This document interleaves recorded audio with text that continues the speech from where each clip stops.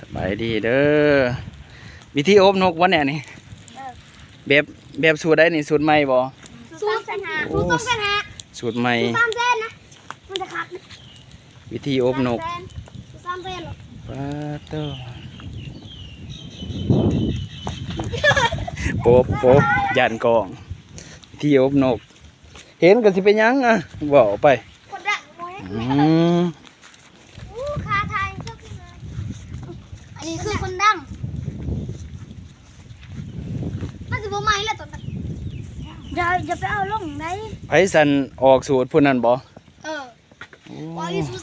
300,000นี่อะต้น300,000สูตรใหม่สูตรนี่ก็คืออบนกนกยังได นกกระเก นกกังเก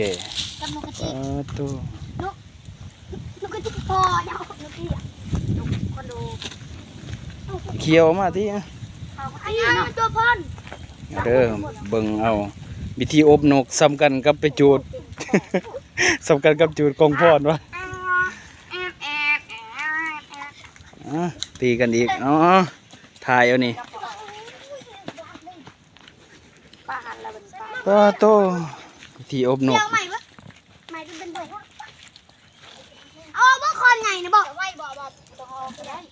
อ๋อก็ได้นะ แต่ไว้นะ วิธีอบนกสูตรใหม่ห่อนๆแหมว่ากันสิกาว่าสิสุกเนาะมั้งบ่โอ้ อันนี้แหละปากให้ไฟมันดับเท่านังทาน างทากินพี่น้องเอ้ย คือว่าหนักหมดเลย แต่ว่าข่อยนี่บ่ได้กินได้ข่อยผู้ทายบ่ได้กินได้แบบคือกันกับอันนั้นเนาะ